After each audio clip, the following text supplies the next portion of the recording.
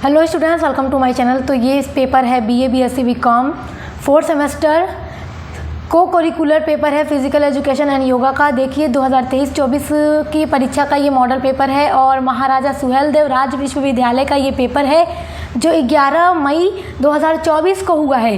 तो सभी बच्चों ने आज एग्ज़ाम दिया होगा।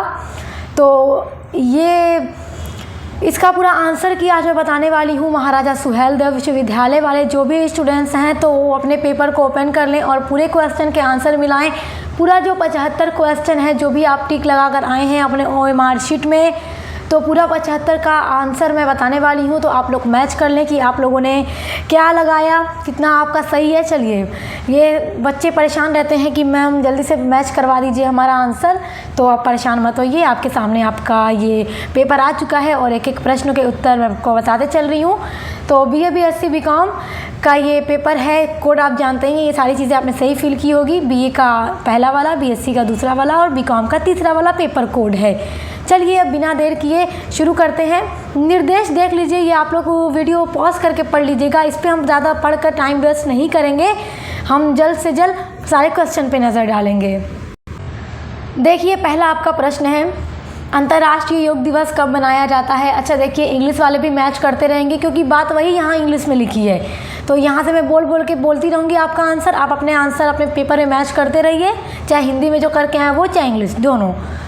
तो अंतर्राष्ट्रीय योग दिवस कब मनाया जाता है, वेरी इंपॉर्टेंट क्वेश्चन है। 21 जून को मनाया जाता है। ऑप्शन नंबर 3 इसमें आपका राइट था। अगला देखिए, अंतर्राष्ट्रीय योग दिवस की शुरुआत किस देश में हुई थी। तो ये अमेरिका में हुई थी। ऑप्शन नंबर 2 इसमें आपका राइट है। तीसरा वाला क्वेश्चन है, 2022 में अंतर्राष्ट्रीय योग दिवस की कौन सी वर्षगांठ मनाई गई। तो 2022 में जो अंतर्राष्ट्रीय योग दिवस की वर्षगांठ मनाई गई थी वो 8वीं वर्षगांठ थी। तो ऑप्शन नंबर 2 आपका तीसरे वाले क्वेश्चन में ऑप्शन नंबर 2 8वीं आपका सही उत्तर है। तो जिन्होंने ये सारा टिक किया होगा तो उन्हें पूरा अंक मिलेगा। चौथा देखिए, चौथा क्वेश्चन है, थायराइड ग्रंथि के लिए कौन सा आसन उत्तम है। तो थायराइड ग्रंथि के लिए जो आसन उत्तम है वो आसन है सर्वांगासन, यानी कि चौथे वाले में आपका ऑप्शन नंबर 2 सर्वांगासन सही है। पांचवा क्वेश्चन देखिए, वेदों की संख्या कितनी है। तो वेद तो आप जानते ही हैं कि 4 होते हैं, 4 प्रकार के वेद होते हैं। ऑप्शन नंबर 2 राइट है आपका। 2 पर देखिए 4 दे रखा है। छठा वाला क्वेश्चन देखिए, वेदों को कितने भागों में बांटा गया है। तो यहाँ पर भी आपका जो सही उत्तर होगा वो दूसरा वाला ही होगा, यानी 4। सातवां प्रश्न देखिएगा, योग का कौन सा आधार महत्वपूर्ण है। तो यहाँ पे जो आप अपना ऑप्शन देख रहे हैं, पहला है नैतिक यानी मोरल, दूसरा है सामाजिक यानी सोशल, तीसरा है दोनों 1 और 2, तो चौथा है उपरोक्त में से कोई नहीं। तो यहाँ पे योग का अगर हम आधार देखें तो नैतिक और सामाजिक दोनों होगा। तो इसीलिए ऑप्शन नंबर जो 3 है, दोनों 1 और 2, तो 7वें प्रश्न का सही उत्तर हो जाएगा ऑप्शन नंबर 3। जिन्होंने ये टिक किया होगा उनका पूरा सही है। 8वां देखिएगा, 8वां क्वेश्चन है आपका, योग से किन किन शक्तियों का विकास कर सकते हैं। तो देखिए अगर हम ऑप्शन पढ़ेंगे तो पहला मानसिक है, इसका भी विकास होगा, दूसरा गुप्त है, तीसरा शारीरिक है, तो शारीरिक का भी विकास होगा। तो अब यहाँ से मानसिक शारीरिक आपको सही लग रहा होगा तो कुछ बच्चे सोचेंगे गुप्त, क्या गुप्त भी सही होगा। तो जब मानसिक शारीरिक सही है तो आप इसीलिए उपरोक्त सभी पर निशान लगाइएगा क्योंकि गुप्त भी होगा। मानसिक, गुप्त और शारीरिक तीनों शक्तियों का विकास होगा। तो उपरोक्त सभी 8वें का सही उत्तर चौथा वाला होगा। 9वां देखिए, मन में अंगों को वर्गों में बांटा गया है, यानी कि मन जो आसन है इसमें अंग को कितने भागों में बांटा गया है, कितने वर्गों में बांटा गया है। तो 3 वर्गों में बांटा गया है। तो 3 वाला देखिए ऑप्शन नंबर 2 पर आपका 3 दिया गया है। तो 9 का जो सही उत्तर होगा ऑप्शन नंबर 2 होगा। 10वां प्रश्न है, योग कितने प्रकार का होता है। तो देखिए योग तो 7 प्रकार के होते हैं मुख्यतम। अगर ऑप्शन में आपका 6 दे रखा है, 7 नहीं है, तो आप ऑप्शन नंबर 3 पर टिक कीजिए जिसमें 6 दे रखा है। तो 10वें का सही उत्तर ऑप्शन नंबर 3 होगा। 11 नंबर प्रश्न देखिए, यम कितने प्रकार के हैं। तो यम 5 प्रकार के होते हैं। तो आपका 5 देखिए ऑप्शन नंबर 2 पर दे रखा है सही उत्तर। तो 11वें प्रश्न का सही उत्तर ऑप्शन नंबर 2 है, यानी 5। 12 प्रश्न देखिए, किस भाषा से योग शब्द की उत्पत्ति हुई है। ये बात तो आपको पता है, किस शब्द से हुई है, संस्कृत से बना है योग शब्द। तो ऑप्शन नंबर 2 राइट है आपके 12वें प्रश्न में, संस्कृत। 13वां नंबर प्रश्न है आपका, प्राण कितने प्रकार के होते हैं? तो देखिए प्राण जो होते हैं 5 प्रकार के होते हैं। तो ऑप्शन नंबर 4 पर आपका 5 सही उत्तर दे रखा है।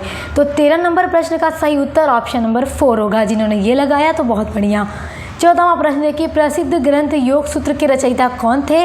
तो पतंजलि थे। ऑप्शन नंबर 2 राइट है। 14वें का सही उत्तर ऑप्शन नंबर 2 पतंजलि है। 15 नंबर आपका प्रश्न है, योग नगरी के नाम से किस शहर को जाना जाता है? तो किस शहर को जाना जाता है? ऋषिकेश को योग नगरी की राजधानी के नाम से जाना जाता है या योग नगरी के नाम से जाना जाता है?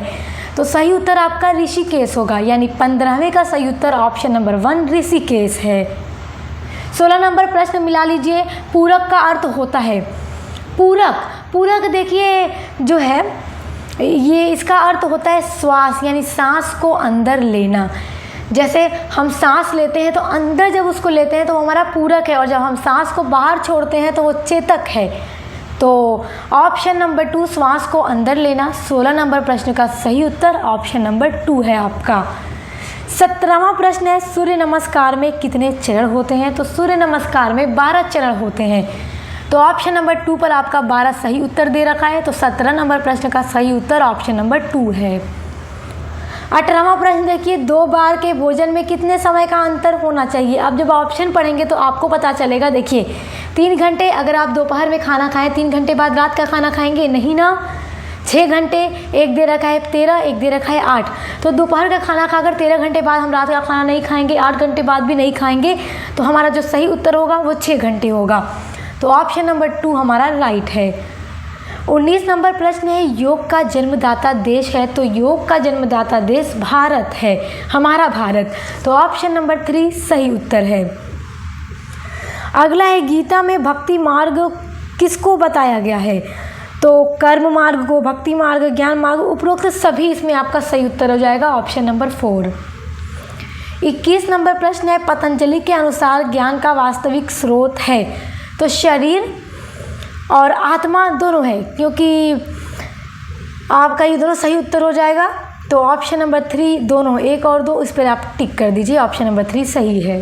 22 नंबर आपका प्रश्न है, वह आसन जो खाना खाने के उपरांत भी किया जा सकता है? खाना खाने के उपरांत का मतलब खाना खाने के बाद हम इस आसन को कर सकते हैं, क्योंकि आप लोगों ने सुना है कि खाना खाकर जल्दी से क्या है एक्सरसाइज वगैरह नहीं करनी चाहिए, योग नहीं करना चाहिए।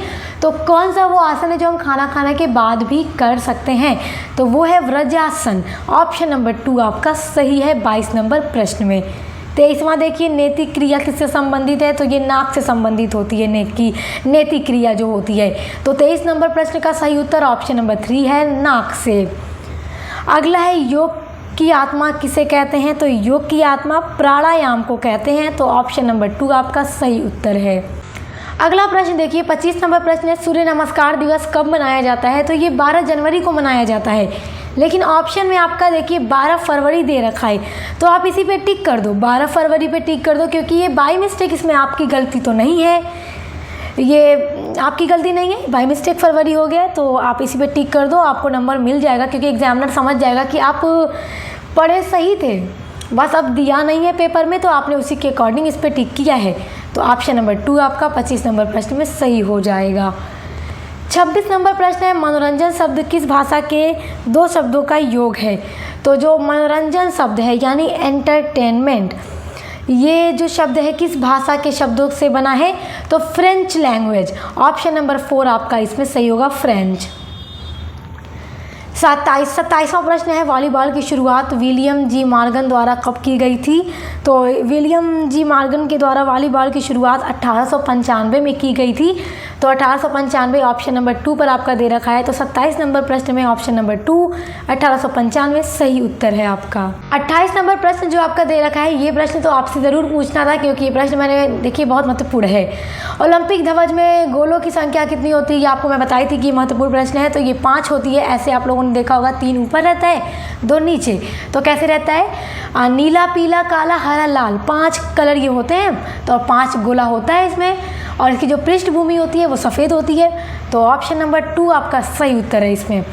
29 नंबर प्रश्न है, द्रोणाचार्य अवार्ड किसको दिया जाता है? तो ये सर्वश्रेष्ठ गुरु को दिया जाता है। जो अच्छे टीचर होते हैं, बेस्ट टीचर, उनको दिया जाता है। तो 29 नंबर प्रश्न में आपका पहला उत्तर सही है। 30वां देखिए वॉलीबॉल कोर्ट की माप क्या होती है, तो इसकी माप होती है 18 मीटर गुणे 9 मीटर, यानी कि 18 मीटर लंबा 9 मीटर चौड़ा होता है वॉलीबॉल कोर्ट की माप। तो ऑप्शन नंबर 2 इसमें आपका सही है। 31 नंबर प्रश्न देखिए, क्रिकेट के खेल में कितने एम्पायर होते हैं? जो लोग क्रिकेट देखते होंगे तो वो उन्हें तो बस एक बार में पता चल गया, 2 होते हैं। ऑप्शन नंबर 2 राइट है। अगला देखिए, अर्जुन अवार्ड कौन देता है? तो खेल मंत्री द्वारा दिया जाता है और आप लोगों ने देखा होगा मोहम्मद शमी को मिला है। अभी हाल में ही अर्जुन अवार्ड द्रौपदी मुर्मू के द्वारा उन्हें सम्मानित किया गया है इस पुरस्कार से। तो आपका इसमें सही उत्तर हो जाएगा ऑप्शन नंबर 4। अगला देखिए, हॉकी खेल खेलने की कुल समय अवधि क्या होती है? तो 60 मिनट होती है ऑलमोस्ट। तो ऑप्शन नंबर 2 इसमें आपका सही होगा 60। 34 नंबर प्रश्न है, राष्ट्रीय खेल दिवस कब मनाया जाता है? ये प्रश्न बहुत महत्वपूर्ण है। और देखिए, अभी जिस विश्वविद्यालय में अभी परीक्षा नहीं हुई है फिजिकल एजुकेशन एंड योगा की, तो पूरा मॉडल पेपर वो भी देख लेंगे, क्योंकि ये सारे प्रश्न उनसे भी ज़रूर पूछे जाएंगे, फिर चाहे वो किसी भी यूनिवर्सिटी के हों। बहुत महत्वपूर्ण प्रश्न है। तो राष्ट्रीय खेल दिवस मनाया जाता है 29 अगस्त को। ऑप्शन नंबर 2 राइट है। अगला है 35 नंबर प्रश्न है, क्रिकेट पिच की चौड़ाई कितनी होती है? तो लगभग 10 फीट। देखिए, क्रिकेट पिच की जो चौड़ाई होती है वो 10 फीट होती है। तो ऑप्शन में नहीं दे रखा है तो आप 11 पर टिक कर सकते हैं। तो ऑप्शन नंबर 2 आपका हो जाएगा राइट। अगला है 36, भारत में शारीरिक शिक्षा को किसने शुरू किया था? तो भारत में शारीरिक शिक्षा को H.C. बक ने शुरू किया था। ऑप्शन नंबर 4 आपका राइट है। आपके 36 नंबर प्रश्न में चौथा सही उत्तर है। 37 नंबर क्वेश्चन है आपका, कौन सी विटामिन घाव भरने में सहायक होती है? तो विटामिन सी जो होता है वो घाव को भरने में काफ़ी हेल्पफुल होती है, सहायक होती है। तो 37 नंबर क्वेश्चन का राइट आंसर होगा 2 नंबर वाला, ऑप्शन नंबर 2 विटामिन सी। अगला देखिए 38 नंबर क्वेश्चन, भारतीय शिक्षा आयोग द्वारा शारीरिक शिक्षा को कब मान्यता दी गई? तो कब दी गई? 1882 में दी गई। तो आपका 38 नंबर में चौथा वाला 1882 सही उत्तर है। ये सारे क्वेश्चन उनसे पूछे जाएंगे जिनकी परीक्षा नहीं हुई है, इसलिए ध्यान से देखेंगे। 39 नंबर प्रश्न है, शारीरिक शिक्षा से आपका क्या आशय है? तो शारीरिक विकास यानी कि फिजिकल डेवलपमेंट। तो ऑप्शन नंबर 2 हमारा सही हो जाएगा। 40 नंबर क्वेश्चन देखिए, शरीर में सबसे लंबी हड्डी कौन सी होती है? तो फीमर होती है। यहाँ पे देखिए उर्वस्थी, ऑप्शन नंबर 1 आपका राइट है। इधर देख लीजिएगा, फीमर दे रखा है। तो क्योंकि बहुत लोगों को ना इस तरह से याद होता है कि अरे यहाँ अगर हिंदी में पढ़ते हैं तो कंफ्यूज हो जाते हैं, तो कभी कभी आप इंग्लिश में भी क्वेश्चन पढ़ लिया कीजिए। मैं तो कहती हूँ क्वेश्चन को इंग्लिश हिंदी दोनों में पढ़ते रहा कीजिए, इससे काफ़ी हेल्प मिल जाती है। क्योंकि कुछ वर्ड्स ऐसे होते हैं जो हमें हिंदी में नहीं इंग्लिश में पता होते हैं, तो इसीलिए काफ़ी हेल्प हो जाती है ना। तो ऑप्शन नंबर 1 आपका इसमें सही उत्तर है 40 वाला। 41 नंबर प्रश्न देखिए, शारीरिक शिक्षा शिक्षण में महत्वपूर्ण वस्तु क्या है? अच्छा देखिए, ये वाला जो क्वेश्चन है आप ऑप्शन पढ़िए। पहला है कक्षा कक्ष यानी क्लासरूम, दूसरा है स्थान, तीसरा है मैदान, चौथा है छत। तो सबसे महत्वपूर्ण वस्तु क्या है? तो मेरे अकॉर्डिंग जो मुझे सही उत्तर लग रहा है वो मुझे मैदान लग रहा है, यानी फील्ड। अब क्योंकि देखा कीजिए कि खेल कूद भी कराया जाता है, तो मैदान की ज़रूरत पड़ेगी ना ज़रूर ट्रेनिंग वगैरह के लिए। अगर मुझे तो यही लग रहा है, अगर आपको ऐसा कुछ और लग रहा है, क्लासरूम अगर आपको लग रहा है, आपको जो भी सही लग रहा है आप मुझे बता दीजिएगा। छत तो वैसे भी नहीं हो सकता, कहीं ना कहीं ये सही नहीं हो सकता। तो चलिए इसको छोड़ते हैं, आपको जो सही लगेगा वो बताइएगा। मेरे अकॉर्डिंग तो ऑप्शन नंबर 3 ही सही है। आप 42वां नंबर प्रश्न देखिए, मानव शरीर की सबसे छोटी हड्डी को क्या कहते हैं? तो स्टेपीज कहते हैं। एकदम रट लीजिए, सबसे बड़ी हड्डी फीमर होती है और सबसे छोटी स्टेपीज होती है। ऑप्शन नंबर 4 इसमें राइट है।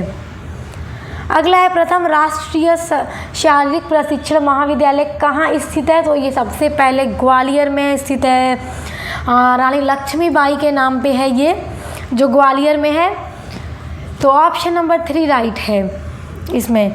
अगला देखिए, किस विटामिन की कमी से रात्रि का अंधापन होता है? यानी कि रतौंधी रोग किस विटामिन की कमी से होता है? तो विटामिन ए की कमी से होता है। तो इसमें वही पूछ रहा है, यहाँ पे रतौंधी न लिख के रात्रि का अंधापन ले दिया है, यानी आई ब्लाइंडनेस। तो ऑप्शन नंबर आपका 1 राइट होगा, क्योंकि विटामिन ए की कमी से ही रतौंधी रोग होता है। ऑप्शन नंबर 1 राइट है इसमें। अगला है, भारतीय खेल प्राधिकरण की स्थापना कब हुई? तो 1984 में हुई थी। तो ऑप्शन नंबर 2 आपका सही है। 45 नंबर प्रश्न में ऑप्शन नंबर 2 राइट है।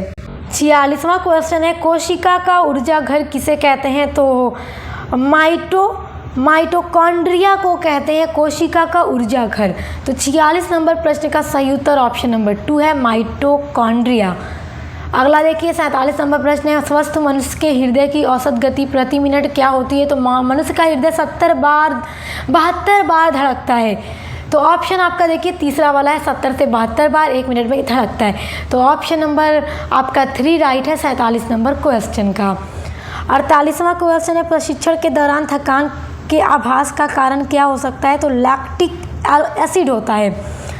तो ऑप्शन नंबर 2 देखिए लैक्टिक अम्ल दे रखा है ना, तो ये आपका सही उत्तर है, ऑप्शन नंबर 2 यहाँ पे राइट है। 49 नंबर प्रश्न देखिए, खेल प्रबंध क्या है, यानी कि स्पोर्ट मैनेजमेंट क्या है? तो ये एक आर्ट एक साइंस दोनों है, तो कला भी है विज्ञान भी है। तो ऑप्शन नंबर 3 सही होगा, यानी दोनों 1 और 2 यानी पहला दूसरा सही है, तो तीसरे वाले पर टिक होगा। तो ऑप्शन नंबर 3 आपका यहाँ सही है। 50 नंबर क्वेश्चन है, मानव शरीर में मुख्य ग्रंथि कौन सी है? तो पिट्यूटरी जो है एक मुख्य ग्रंथि है, यानी कि मास्टर ग्लैंड कहा जाता है पिट्यूटरी को। तो ऑप्शन नंबर 2 आपका सही है 50 वाले क्वेश्चन में। 51 नंबर क्वेश्चन है, प्रशिक्षण अवधि में हमारे शरीर में कौन सा अम्ल बढ़ जाता है? तो लैक्टिक एसिड। तो ऑप्शन नंबर 2 51 वाले में ऑप्शन नंबर 2 लैक्टिक अम्ल आपका सही उत्तर है। 52 नंबर क्वेश्चन है, त्वचा से प्रतिदिन कितना पानी खर्च होता है? तो यहाँ पे जो भी ऑप्शन दे रखा है इसमें से कुछ भी नहीं है, पहला भी नहीं है, दूसरा भी नहीं है, तीसरा भी नहीं है। तो इसलिए आपका जो यहाँ पे 52 नंबर क्वेश्चन में जो आपका राइट होगा वो ऑप्शन नंबर 4 हो जाएगा, उपरोक्त में से कोई नहीं। आप 53 नंबर देखिए, यह एक प्रक्रिया है जो किसी लक्ष्य को प्राप्त करने के लिए अपनाई जाती है। अच्छा देखिए, प्रक्रिया का मतलब एक प्रोसेस है। अगर आपका कोई गोल है और आप उसको अचीव करना चाहते हैं, पाना चाहते हैं, तो उसके लिए आप क्या करेंगे? योजना बनाएंगे, यानी प्लानिंग करेंगे पूरी, फिर उसी प्लान को फॉलो करते हुए उसी के हिसाब से आप अपने कार्यों को करेंगे, एक प्रोसेस आप करेंगे। तो यहाँ पे ऑप्शन नंबर 1 ही राइट होगा। अगला है, शारीरिक शिक्षा का लक्ष्य क्या है? तो देखिए पहला है व्यक्ति का सर्वांगीण विकास करना, दूसरा है व्यक्ति का केवल मानसिक विकास करना, व्यक्ति का केवल शारीरिक विकास करना, या उपरोक्त सभी। तो अगर जो उपरोक्त सभी लगाएंगे तो नहीं, सही नहीं लग रहा है, आप ये लगाइए जिन्होंने ये लगाया है ना, व्यक्ति का सर्वांगीण विकास करना, यानी सब डेवलपमेंट होगा। सर्वांगीण विकास में आपका मानसिक, शारीरिक, सामाजिक, नैतिक सभी का विकास हो जाता है। तो ऑप्शन नंबर 1 ही राइट हो जाएगा, यही शारीरिक शिक्षा का लक्ष्य है। 55 नंबर क्वेश्चन है, खेलो इंडिया कार्यक्रम किस स्तर की योजना है? तो ये राष्ट्रीय स्तर की योजना है, यानी नेशनल लेवल की है। तो ऑप्शन नंबर 1 राइट हो जाएगा। अगला देखिए 56 नंबर क्वेश्चन है, खेलो इंडिया प्रोग्राम योजना कब शुरू हुआ? तो सबसे पहले ये 2018 में शुरू हुआ था। तो 56 नंबर क्वेश्चन का सही उत्तर दूसरा वाला है, ऑप्शन नंबर 2 है, यानी 2018 में शुरू हुआ। 57 नंबर क्वेश्चन है, 2020 में शुरू हुए खेलो इंडिया यूनिवर्सिटी खेलों में किस आयु के खिलाड़ी भाग ले सकते हैं? तो 18 से 25 वर्ष, ऑप्शन नंबर 4 राइट है।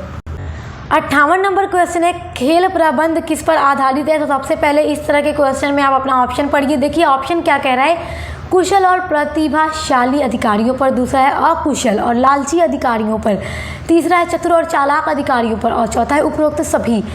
तो देखो, खेल का प्रबंध करने के लिए एक कुशल और एक प्रतिभाशाली यानी कि स्किल्ड एंड टैलेंटेड ऑफिसर होना चाहिए, वही खेल का अच्छा मैनेजमेंट कर पाएगा।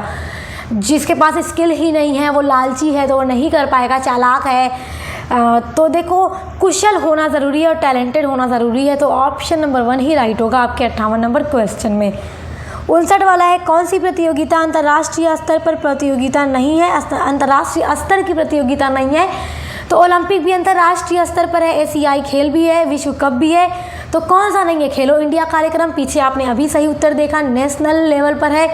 तो यहाँ पर जो आपका सही उत्तर कौन सा होगा? खेलो इंडिया कार्यक्रम सही उत्तर हो जाएगा।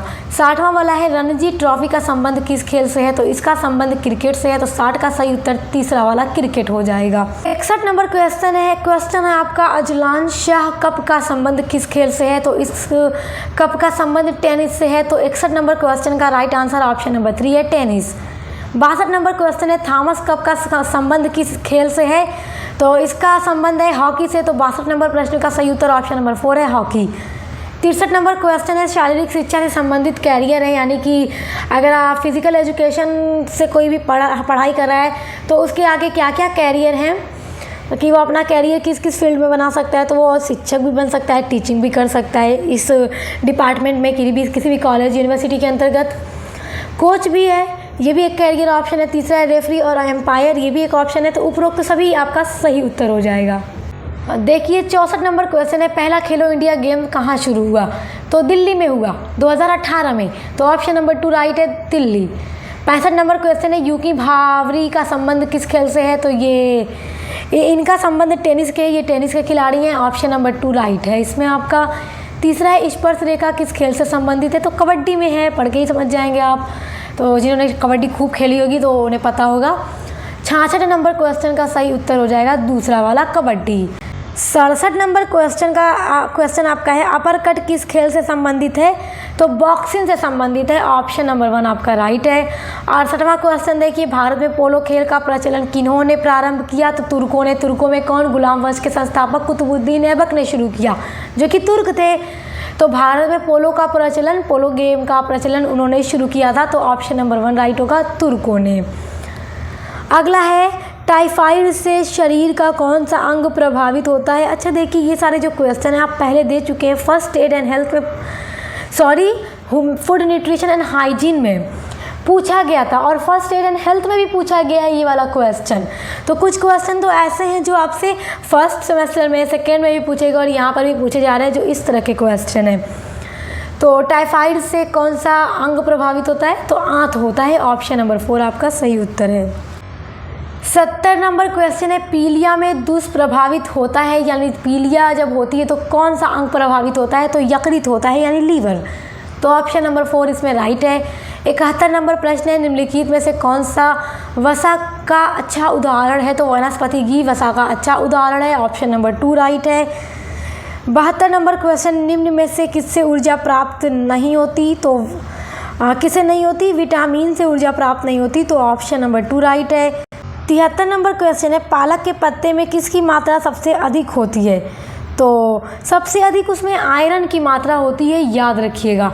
तो ऑप्शन नंबर 4 राइट है। 74 नंबर क्वेश्चन है, भोजन का अनिवार्य अवयव है, यानी कि भोजन में सबसे इम्पोर्टेंट तत्व कौन सा है?